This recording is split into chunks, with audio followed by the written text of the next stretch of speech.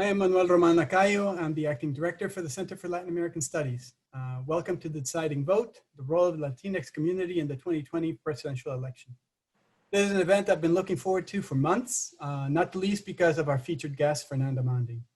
Fernanda is principal of Dixon and Amandi International, a leading multilingual and multi-ethnic public opinion research and strategic communications consulting firm. They have conducted large-scale work for corporations, multinational institutions, political candidates, and elected officials in more than 30 countries and in as many as 20 languages.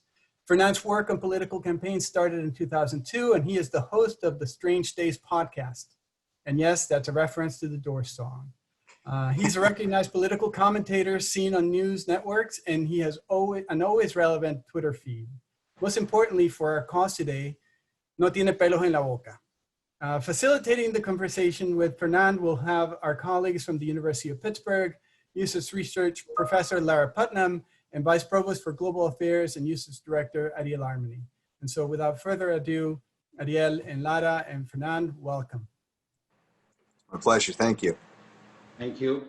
Thank you very much, Manuel. And thank you so much, everyone, for joining us this evening. We are very excited to have this conversation. The United States is becoming an ever diverse country and one that by 2050 can be classified as minority white. And one of the key groups fueling these trends are those identifying with the Latinx community. Well, those that identify with this group currently make up around 18% of the population nationally. By 2050, this number would approach 25%. So with these rapidly changing demographics and in a current presidential election where both candidates are trying hardest to court these potential voters, we really need to discuss and understand how this community engages our democracy, the challenges they face, and the issues they feel most passionately about. It's also important to understand that this group is not a monolith, and instead it's a group comprised of many different nationalities and socioeconomic groups with vastly different historical legacies that currently shape how they approach democracy and democratic institutions.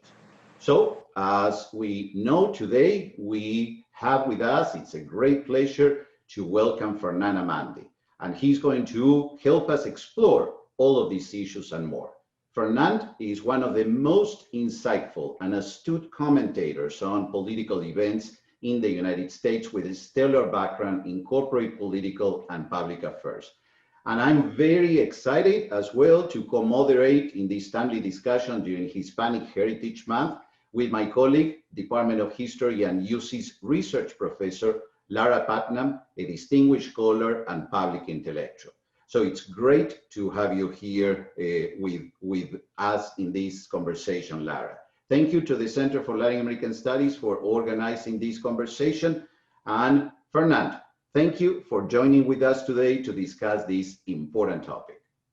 Thank you so much, Dr. Armani and Professor Putnam. Let me also, just before anything else, reiterate my thanks and mention how impressed I am that the University of Pittsburgh and the Center for Latin American Studies has seized upon this topic, because it really is a historic election for the Hispanic vote. This is the first time in American history that they will be the second largest block of voters behind white Anglo voters. And as you just mentioned, Dr. Armani, it foretells what I think is going to be an increasingly important role that they're going to play in politics, not just at the national level, which they already have, but also at the state level and at the local and municipal races. They really are a vote that is changing the country. So my hat's off to you, Dr. Armani, to you, Professor Putnam, and more importantly, to the University of Pittsburgh and Manuel and everybody else here on the team for recognizing this and the work that you all are doing to highlight this. This is not being done everywhere. You would usually think that these types of conversations would happen in the University of Miami's or California's, but the fact that Pitt is leading the charge on this, I think, speaks to your insight and understanding of how this thing is going. So thanks for the opportunity. So let me jump in. I'm so excited to have you here, Fernand, and to really bring your insights to help us move forward in our understanding of this crucial phenomenon. And so my first question is a basic one. How should people even be thinking about the Hispanic vote? You know, the Ariel, Dr. Armani already pointed us towards some of the different kinds of diversity that there are within, the Latinx population of the United States by generation, by region, and so on. So what's the core vision or core elements or concepts that you want people to have in mind as they even approach this topic? What's the baseline that we should be aware of? It may sound like Hispanic Politics 101 or the Hispanic Voter 101, but, for a lot of people, just to understand the scope and the scale and really the size of this community, it's a relatively new electorate, if you will. Prior really to the 2000 election, we really didn't think or talk about the Hispanic vote as being one that was going to have an impact nationally. Sure, in certain states like California, Texas, and Florida, they've always had a significant population. But the idea that they could, in and of themselves, help determine and decide who the next president was going to be. I think that was the coming out party in the year 2000, where, of course, Florida and those 537 votes decided that. But if you think about it now, what used to be maybe 5 or 6 states where the Hispanic vote were poised to play an important role, it's as many as 25 or 30 states now. The population growth and the growth of the electorate has been that robust over these last 20 years that you're now looking at the Hispanic vote potentially deciding contests in places like Iowa, North Carolina, Georgia, certainly Arizona. If it's a state that flips this year, would flip because of the Hispanic vote. And for a lot of people, the shock of shocks, the idea that Texas, which was always considered to be the Republican anchor state, could potentially flip to the Democrats on a timetable no one thought possible. It's only possible because of the explosive growth of the Hispanic vote. So I just think understanding that it is no longer a regional vote, it's a national vote. And to Dr. Armani's point earlier, Professor Putnam, it's not necessarily a monolithic vote in the sense that it's all the same. You see different regional and state difference based on where they come from and what their country of origin is. I want to start shaping the conversation in terms of giving it first a more general framework, looking and using your experience on that. So as the share of the population of the Latinx community continues to increase, how have Republicans and Democrats over time approached this community? Fascinating question, because it's very much at the heart of what we see going on right now, Dr. Armani. So historically, when they really didn't represent anything more than 4 or 5% of the national electorate, the Hispanic vote was really seen as an overwhelmingly Democratic base vote. It tended to be mostly concentrated in the Southwest and in the Western states. You had a handful of Hispanic voters, of course, in the Northeast, and certainly in Florida, South Florida in particular, which with the Cuban American population. But again, as we started to see the influential role and the size of this electorate grow, Republican outreach towards the Hispanic community started to really become robust in the 80s. Especially in a state like Florida. Florida was always, even back then, in the mix for national politics. And I think Republicans saw an opportunity in a state that had historically been a Democratic-leaning state through the Cuban vote in Florida, give them an opportunity with the Republican Party and go after that vote. And an amazing thing started to happen. Republicans started winning contests in South Florida and then eventually statewide on the overwhelming strength of the Hispanic vote, which just set off a stampede, because then you saw the Republicans say, wait a minute, we can start picking the lock. In a lot of these states where we weren't really competitive before, if we can really go after and engage the Hispanic vote. The person who I think understood that more than anybody else was George W. Bush.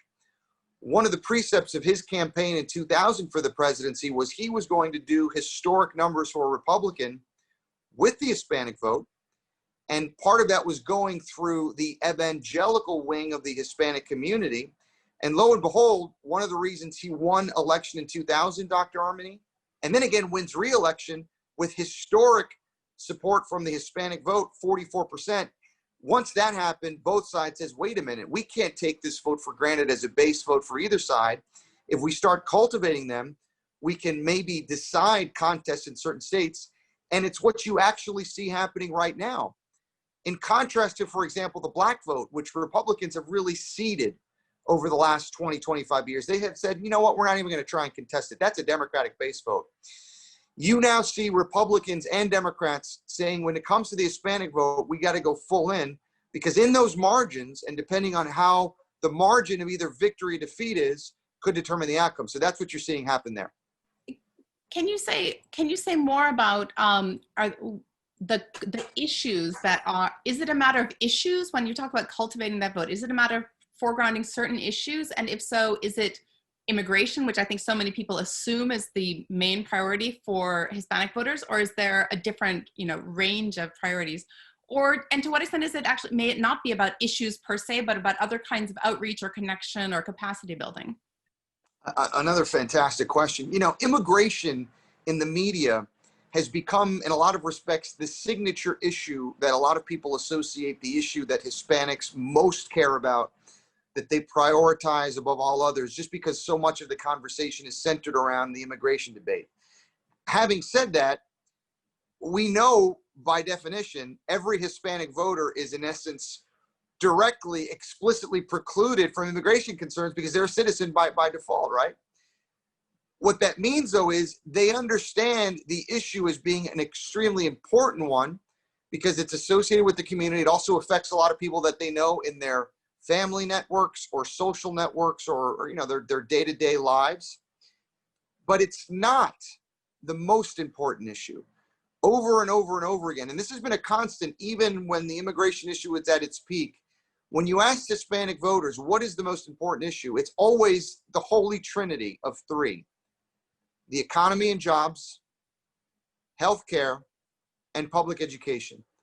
Why those issues? Because for the Hispanic voter, who themselves is by definition somewhat immune from the immigration issue, it's the quality of life issues that impact their ability to make a better lives for themselves and their family that they're most sensitive to and most concerned about. So those are the ones that we really see. No different, by the way, now in this election. People mostly will cite the coronavirus, but it's the coronavirus through the prism of jobs and the economy. How does the coronavirus impact jobs and the economy?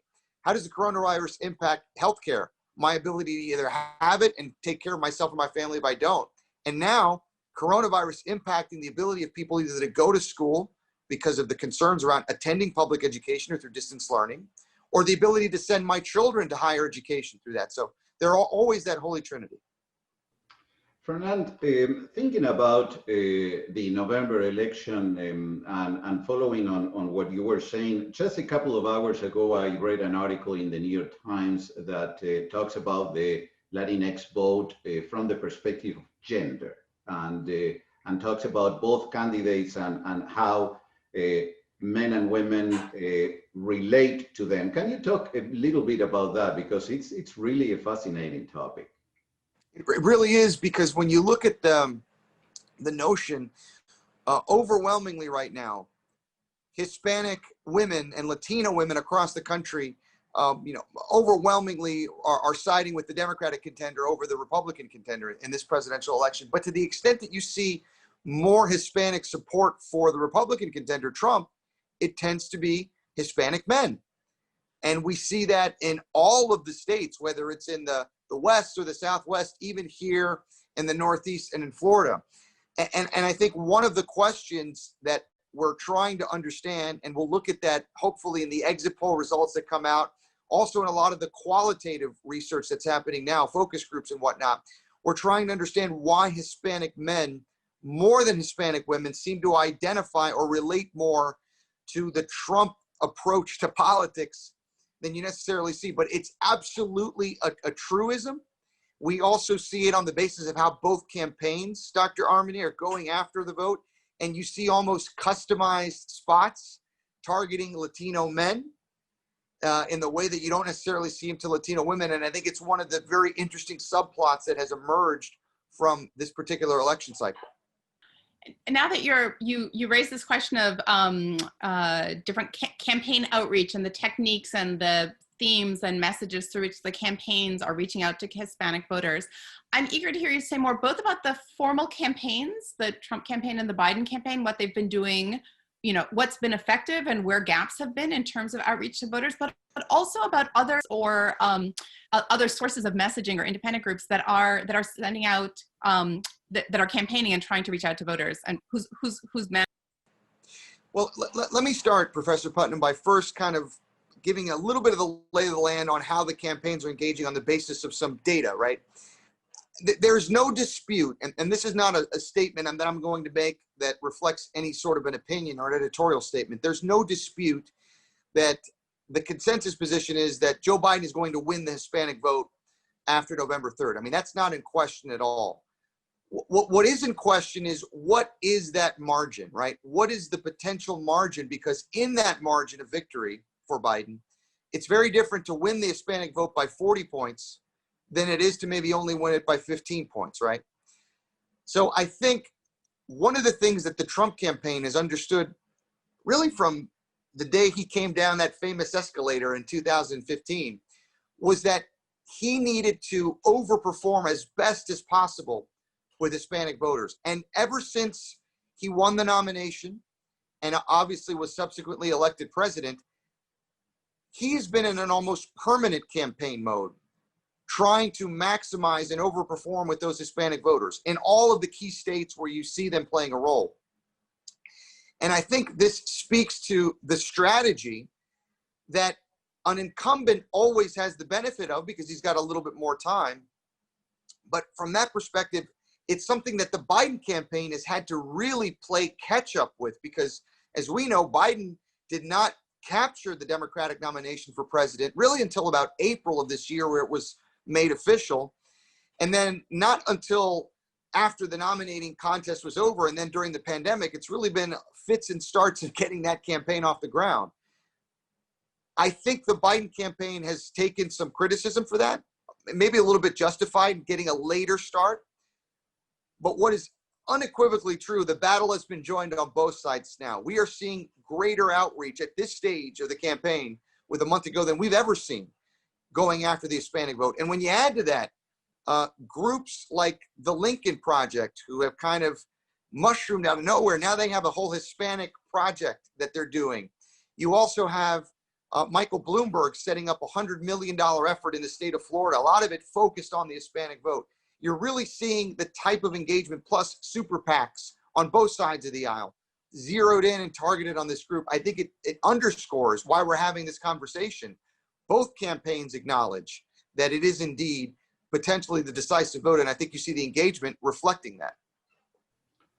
Fernand, I want to push that a little bit more, and you were talking about the margin in terms of the Latino vote more on a national level, and but clearly winning the Latinx vote in certain states in very, very particular areas. If we are going to be seeing something like the last election, where a very small number of votes decide the election, that's key. How are the candidates approaching that? It's not, again, winning by X percentage in general, but it's about winning those precious votes in that very precious place where it will make a world of a difference. Just absolutely on point. I mean, I cannot, if anybody watching remembers one thing about this conversation, I hope it's this point that Dr. Armani is making, because it's really key to understanding not only why Hispanics could be the decisive vote, but really what the strategy is of both the Republicans and the Democrats. And I can really define it in 3 words: managing the margins. How do we know this? The idea of managing either the margin of defeat or the margin of victory, as I alluded to earlier. 2 years ago, in 2018, the midterm elections, we saw this massive blue wave, right? Enough to really flip the Congress from what was a solid Republican majority in the House of Representatives to a solid Democratic majority. We just saw it everywhere, you know, governorships as well. There was one state in the country, however, that was somewhat immune from the effects of the blue wave, as they called it. And it was the state of Florida, where I'm having this conversation with you from. So there was a very high profile gubernatorial race here, a very high profile United States Senate race.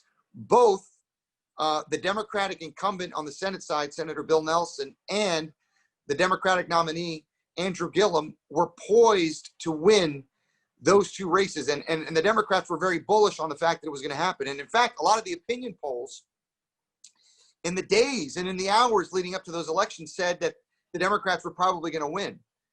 It didn't work out that way. And the Republicans won both races by a combined 35,000 votes, which is just staggering to think about, right? You know, out of something like, if you put both, it was something like 14 million votes cast, 35,000 combined decided two critical races. And the question was why? To your point, Dr. Armani, the Republicans understood early on they needed to manage those margins. So Ron DeSantis, who was the Republican candidate, basically lived along with Rick Scott, the Senate candidate for the Republicans, in Central Florida, going after the Latino vote. For those of you that are soccer fans or football fans, as we say, we remember those that were watching, we were shocked when the World Cup was taking place that summer of 2018. Every single commercial during the television break of the matches was a Republican commercial telling Hispanic voters, we love soccer, we love you. And we didn't see the same thing happening on the Democratic side, which was kind of a concern for a lot of folks that wanted to see the Democrats be more competitive. And lo and behold, Dr. Armani, what happened? The Republicans got a lot more Hispanic voters in that midterm, and what they pulled off, what they thought was impossible, they won those two races in spite of a very good year for Democrats. So that was a perfect example. And what has the Trump campaign done? They have followed that exact same playbook to a T. And in Florida especially, I would say Arizona and Pennsylvania, those are three states that I'm looking at where they're actually trying to do that same thing to minimize that margin of defeat and hope to hold on to those three states. Yeah. I've got a question that follows from that, and also I'll bring in one of the questions from the chat from one of our listeners. So the question from the participant is how do you reconcile Latinx support for Trump despite what can be perceived as his anti-Hispanic rhetoric, comments about Mexicans are rapists and so on? And so I'd love to hear your thoughts on that, but also to broaden it a little bit to think about, you know, how race and issues of racial justice and the wave of protests around racial justice that we've seen over the summer, how that may be playing with the Hispanic electorate. I think within the world of the, you know, white Anglo commentators, it's often assumed that there's a population of color is a meaningful category that sort of lumps together African American and Hispanic voters, and to sort of assume that there's some kind of movement in consonance there. The picture that you're giving us is a much more complicated one. So how does anti-Hispanic rhetoric or conflict around race and racial justice, how does that play? I mean, there's a lot to unpack there, a lot of really good stuff. So let me just take it, if I can, bite by bite.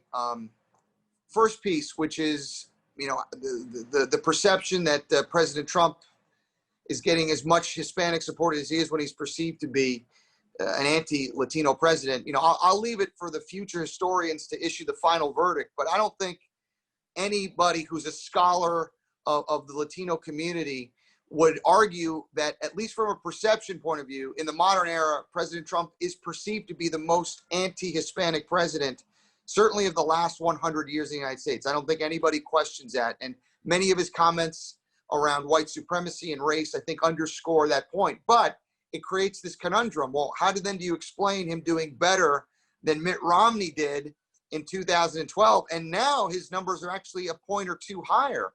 Well, first thing you have to understand, there is an element of the Hispanic vote that is as true blue Republican. And what we're seeing in our numbers is that is a floor, if you will, of 25%, right? So, you know, Attila the Hun could be the Republican nominee, and they're going to get 25% of the vote from the Hispanic community. I think the question is, in that other 20% that is somewhat movable, right? And that's where the margins happen. Number one, I think you see a lot of people responding that are low information voters of the Hispanic community. You know, they're getting the messaging that the campaigns are doing. And we've kind of seen for the past 4 years, I think President Trump has outworked the Democrats in this regard. So he's doing a lot more engagement. The economy first message prior to the meltdown around the pandemic, there was a sense that the economy was doing well. I think some Hispanic voters, as long as they had a job, unemployment was very low, they were very happy with the state of things because they're very bottom line in that sense of understanding. So I think that helped explain that a little bit. The other element of the three-legged stool is that President Trump and the Republicans are very effective at messaging.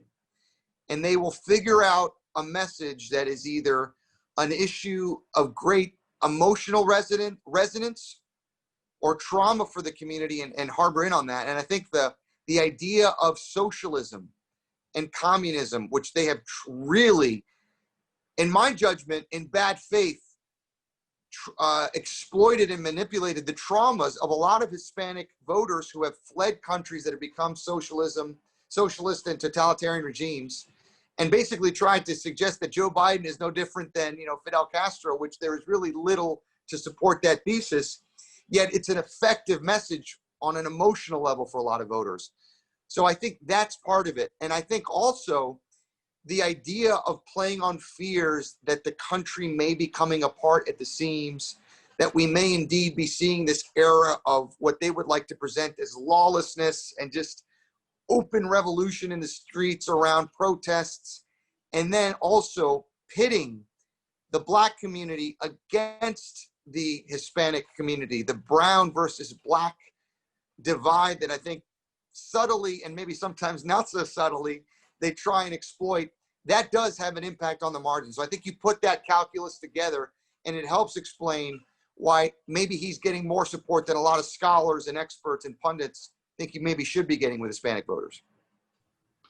Fernand, pushing this a little bit further. So you just talked about the fear for about socialism, law and order, the law and order speech to topics that resonate really, really well with the background experience of Latin America. Let me push you a little bit more on the issue of race, because Latin America, and of course there is a lot of variation across country, has lots of issues regarding race, and let's be very clear that there is a lot of racism, and these are very, very, very important issues.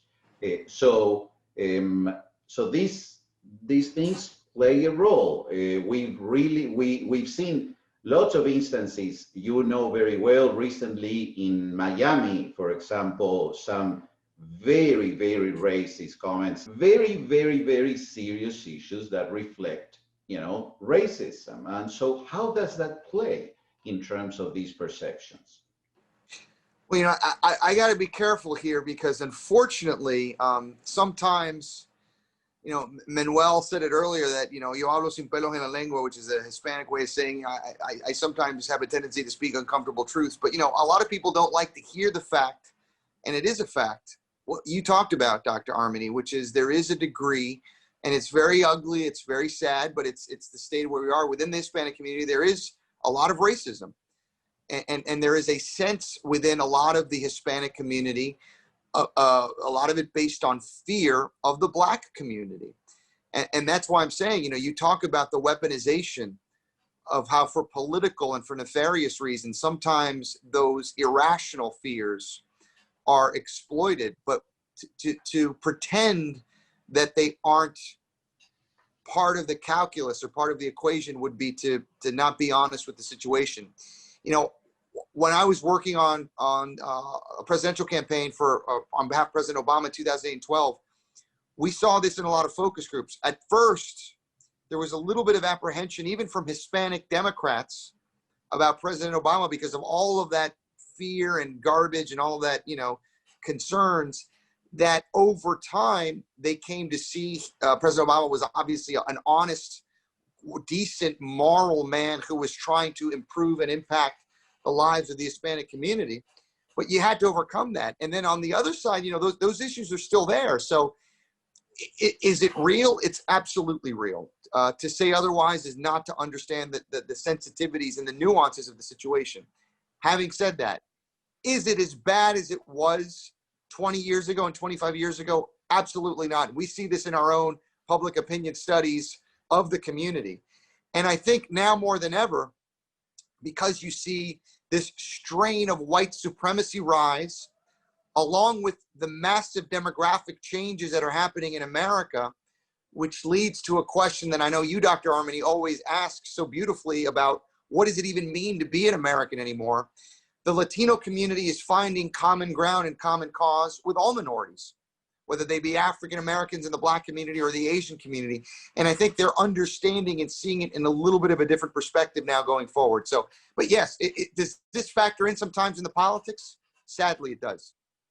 I'm going to pull another question from the chat, which points to one important sort of source of potential bridge building that may be part of the process that you're describing. So Eddie Bonilla asks us, or asks you, what are the types of coalitions that are being created by both the Republicans and the Democrats, and points particularly to the role of labor unions, organized labor, as well as community organizations or other on the ground who are doing this work of building out coalitions that include different groups or networks or communities within the broader Hispanic electorate. So let me start with the Republicans there, because what they're doing, I think, is very interesting. To the extent that they are coalition building in the Black and brown communities, it really is around faith-based groups, faith-based organizations, and in particular the evangelical communities, right? Protestant and evangelical communities, because they're trying to find the common ground that I think on some of the social issues that we know Hispanics and even some Black voters tend to be maybe a little bit more on the conservative side socially. That's where you see them trying to make inroads. Whereas, as Mr. Bonilla points out accurately, it's on the issues of organized labor and topics, whether they be economic issues, healthcare issues, education issues. You see more the Democrats trying to build those coalitions between African Americans and Black. The number one that I saw that I think was maybe the most effective was around the healthcare issue, because you saw healthcare and the introduction of the Affordable Care Act in 2010 and afterwards.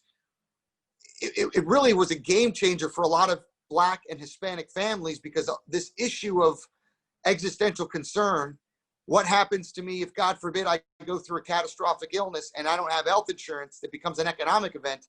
It was a way to speak to them on policy terms. And you saw both communities, I think, respond in kind. So those are the two areas I would point to where you see that coalition happening from the Republican perspective and from the Democratic perspective. Fernand, I wanted to shift for a little bit the conversation to the political parties, and then we'll go back to the voter. As the Latinx community continues to grow and becomes more politically established, how do you think it will shape either party? Well, here's the thing about my line of work. We always think that elections happen and we learn something and things have changed forever. For example, after the 2012 election, when President Obama was reelected, a lot of us thought that's it. We are in a new progressive majority. The Obama coalition, which was famously built around Black voters, Latino voters, and white voters, single women, upper educated voters, and urban white voters, that was kind of be the new way forward, and that the Republicans were going to have to adapt or die. And then yet 4 years later, kind of that thesis a little bit turned on his head. But I think the outcome, Dr. Armani, of this election in particular may very well be the harbinger, because the one thing that is not changing, and I know all of us watching and listening now are sensitive to this, the demographic revolution that is happening in the United States of America is unrelenting. Just like the pandemic, it doesn't discriminate if you're Republican or Democrat. Like, it doesn't care if you believe that the virus is real or a hoax. It's not, it's going to come anyway. Same with this demographic revolution around explosive growth with Hispanics and even African American voters as well. So to the extent that how can they change politics, you will no longer see them just play a role in a state or two. They're going to dictate the national conversation. And you're going to start to see national Hispanic leaders in the same way that we've started to see over the last 3 decades the emergence of national African American leaders. You're not going to see that on a national level with the Hispanic community as well. And can you speak to some of the generational divides that may be shaping that? Do young, Hispanic voters look the same in your polling, in your qualitative research? It's the sort of emerging, the folks who are voting for the first time in this presidential election and who are going to be shaping those patterns moving forward. Do they look the same in their basket of interests and concerns and connections as their parents and grandparents, or is there a real shift coming up there? Well, I mean, there's definitely an ideological shift. This younger cohort, and just for the sake of the conversation, let's call them, the 18 to 40-year-old Hispanic voters, right? Much more progressive on a lot of these issues, want to see much greater engagement by the government on a whole host of issues. Whether it's Medicare for all or the environment or, college debt relief. I mean, they are absolutely in favor of that 100%. When it comes to issues like pro-choice, very much in favor of the pro-choice position. Certainly LGBT issues like LGBT marriage. And I mean, you just don't see any opposition. Whereas on the older end of the spectrum, you still see a little bit more of those conservative, maybe more traditional attitudes and values. What I find fascinating, though, is all the younger groups, which don't tend to be as Spanish dominant or as bilingual, they're much more of an acculturated English dominant group, but you tend to see that younger cohort, despite the fact that they don't speak the language, very much embracing a Latina identity, a Hispanic identity, very much proud of their roots, which that is new in the American experience. Before, it was always the melting pot. And, you're here in this country now and you're trying to adopt American mannerisms and, a very ethnocentric kind of way of looking at things. You're not seeing that anymore. And that's a big shift. And I think that portends political changes, because then it's incumbent upon campaigns and candidates to adapt to that reality as opposed to the other way around. Fernand, as a segue to this answer and thinking about different groups within the Latinx community, let's talk a little bit about something that you mentioned earlier, which is turnout. And for that, let me read a question that we got from the audience. 4 years ago, we had a speaker here at Pitt who stated that Hillary Clinton couldn't lose because of the role of the Latino vote. In part, this prediction failed due to turnout. Can you discuss the trends in Latino turnout for this year, differentiating among others the Cuban Americans from other groups? Well, if the past is prologue, I think it's accurate that Hillary Clinton did not generate nationally that degree of Hispanic voter enthusiasm that I think a lot of people expected to be the case.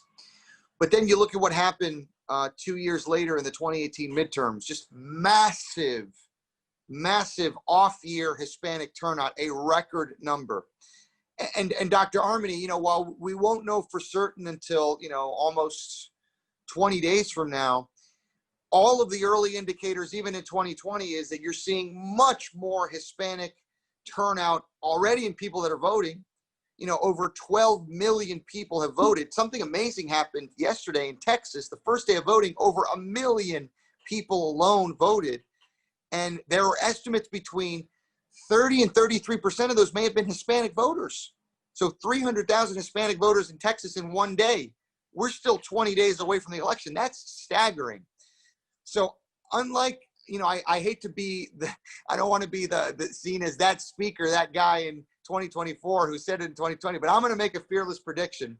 I am going to say you're going to see record number of Hispanic voters in this 2020 election, more than we've ever seen before in any presidential election prior. I do feel very confident that will be the case.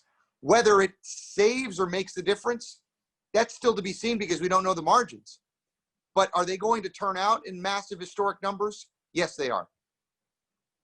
So I want to shift gears and ask a question about things that may be impacting those margins that may not be totally visible. So what about the role of disinformation or misinformation? I keep hearing references to WhatsApp and the messaging that's going on by WhatsApp, the sort of dark dark messaging, things that are not, it's not the ads that are being shown at, in the World Cup for all to see. There are other messages out there circulating. What's happening, and what's happening within the, Hispanic communities in particular that we should be aware of? Well, let me ask first. I mean, will you all indulge me if I go maybe a little long on this answer, because I just think it's so fascinating. I mean, I don't want to be long-winded. I'm sure there's a lot of questions, but like WhatsApp, it's not just to say, well, what's going on in WhatsApp. The story of WhatsApp in the Latino community is, to me, staggering. Very few people know this story. So can I get into it for just a little bit? Is that okay? Okay. So it was actually Argentinians that discovered the beauty of WhatsApp, because prior to that, calling long distance to your friends and families back in our countries, whether it was Mexico or Argentina or Puerto Rico, it was a costly enterprise. WhatsApp was like Uber and Lyft. It was a game changer in the ability to be in constant contact for literally no dollars. And it spread like wildfire in the Latino community. So you had all of these groups all of a sudden connecting and engaging on WhatsApp. So the pollsters discovered WhatsApp after the fact, because we would ask in polling questions of Latino voters, what's the platform that you're on the most? And we were expecting, Facebook or Instagram or Snapchat. And everybody kept saying WhatsApp. And we're like, what the hell is going on in WhatsApp?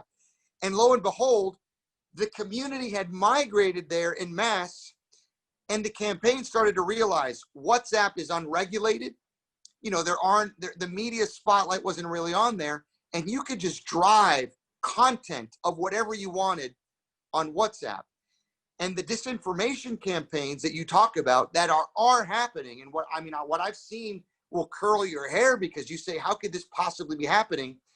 What's even scarier is it isn't happening just now. This has been going on for maybe the last year and a half.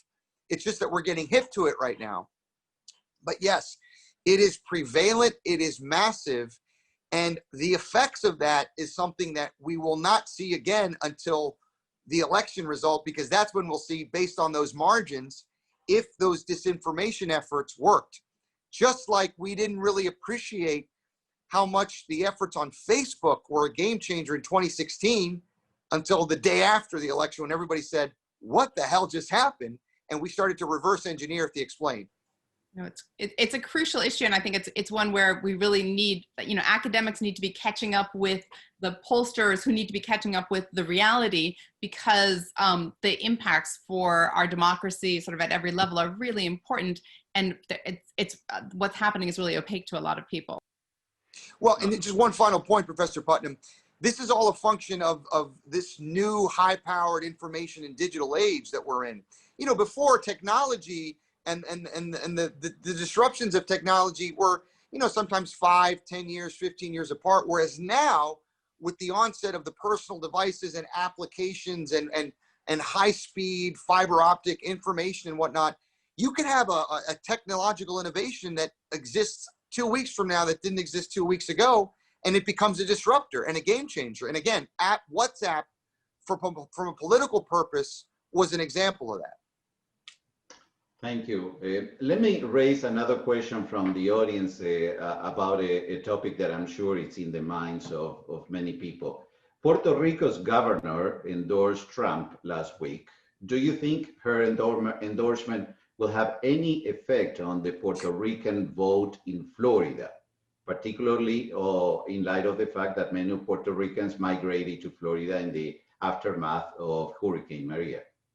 Well, I don't want to tip my hand too much, but we're tracking that vote very closely in the polling right now.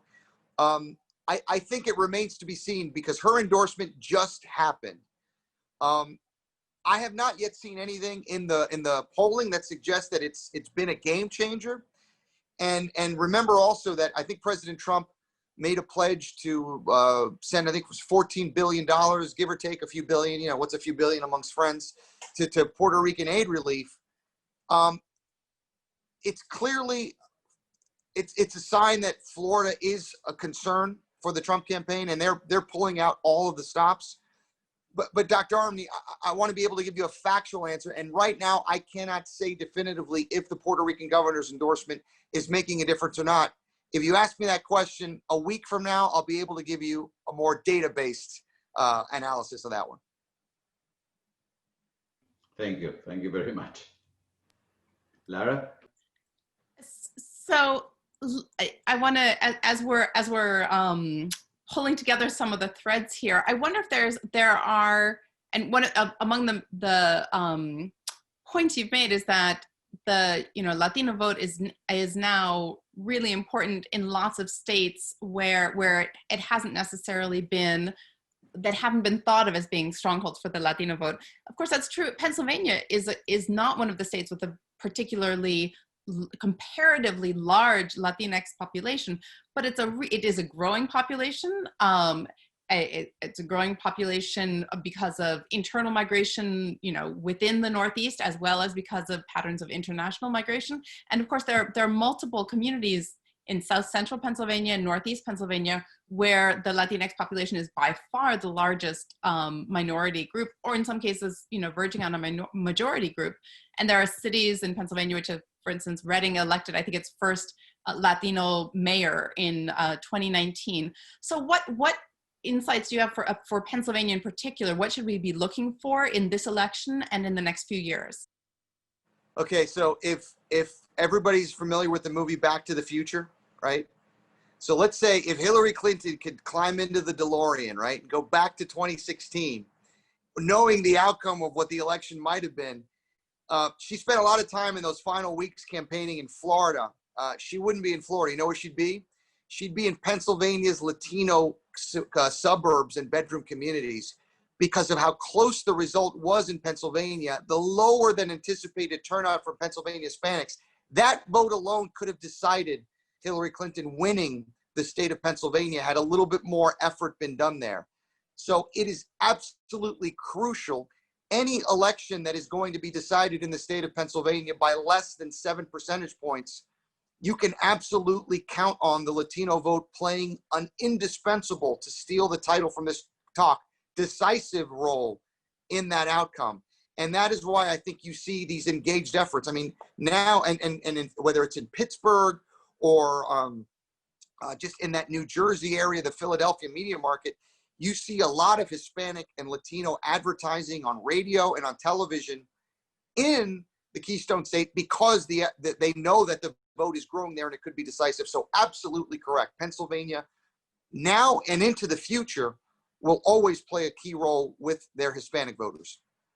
Fernand, I wanted to take advantage of your extensive experience in political campaigning and talk about our students. We understand that really it's very important to think about how to engage with democracy and moving democracy forward. So what advice would you give to the students in our audience who may want to jump into political campaign, who may want to jump into political leadership, but they don't know where to start?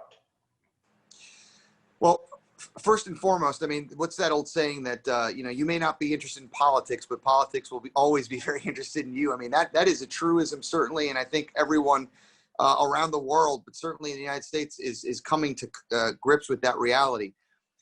The beauty of the American system, as we've known it for 246 years, in this experiment that the founders in your state of Pennsylvania gifted to us over the generations, was an acknowledgement that democracy was absolutely vital and only could survive and thrive on the basis of citizen engagement and participation. For the Hispanic and Latino and Latina students watching this right now, the beauty is there is no barrier to entry. Any campaign will take your efforts, whether it's as a volunteer, as a full-time worker, as a part-time worker, or as the candidate for office themselves, there is a yearning and there's always an endless desire to get involved in politics. Every person that I've ever known that has risen to the heights of politics on either the Republican or the Democratic side got their start volunteering in campaigns. The vast majority of them didn't know anybody. It's not that they had connections or a famous person helping them. They just started working, and through their work got experience and built relationships. And the next thing you know, those people are running a campaign themselves, or they're put in charge of a precinct or a community, and they're having an impact, or they're getting named to a position in the government. I cannot stress this enough, because if there's anything that's on the line in this election, in my judgment, and this is my opinion, I'll state it, I think democracy is on the line in this election. I don't think democracy is a guarantee in the United States. It's something we have to preserve, protect, and defend, and pass on from one generation to the next. And it requires and necessitates Latinos and Latinas and Hispanics and students to recognize that they have to be engaged, if for no other reason than their selfish interest, because if you are engaged, that's how you can make the change that you are looking for happen. So I can't stress this enough. I'm a bit of an evangelist on this point. There are no barriers to entry. And I'm going to say it one more time. There are no barriers to entry except your willingness to get involved. They will accept your help. They want your help. They're desperate for it.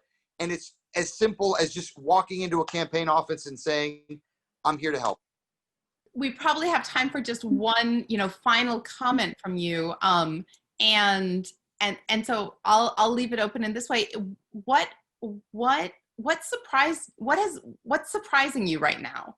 What, as you look around and see the moment that we're in, what's surprising you, and what's the takeaway that you want to leave our audience with? Well, what's surprising me is candidly, we see so many folks, without mentioning any names, questioning the need for democracy. I mean, there was a United States senator last week that said flat out, democracy is not the goal. The goal is peace. The goal is your personal prosperity. The goal is for you to, to do and be happy. Democracy is not the goal. Happiness is the goal. It's not democracy. And when you see also efforts to question whether or not should we even hold an election on a date that has always been set by the American Constitution, this sledgehammer that I never thought possible in the United States. I am the son and grandson of Cuban exiles who were forced to leave their country because of a totalitarian takeover.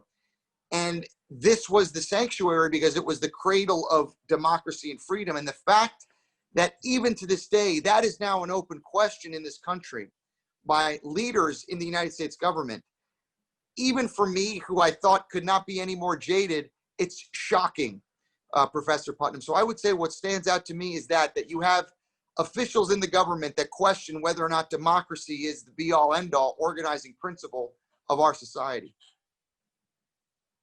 And I have to say that Fernand is, let's say, half Argentine in a way. He lived in Argentina, and I'm mentioning that because, of course, Argentina, as many other countries in the region, experienced many years of dictatorship, and yes. So the very idea of thinking that democracy is not precious is. It's absurd and something that, of course, one understands very deeply when we didn't have democracy, when we had to fight so much and so hard to get the democracy back and to protect it. So that's extremely important. And I want to thank you, Lara. This has been a fantastic conversation, as I expected it was going to be. And for everybody who is participating, please stay engaged. Please follow these kinds of conversations. This is, of course, very important and something that we are very proud at the UCs, at the Center for Latin American Studies, and broadly at the University of Pittsburgh to advance and develop. So thank you so much, and good evening. Thank you.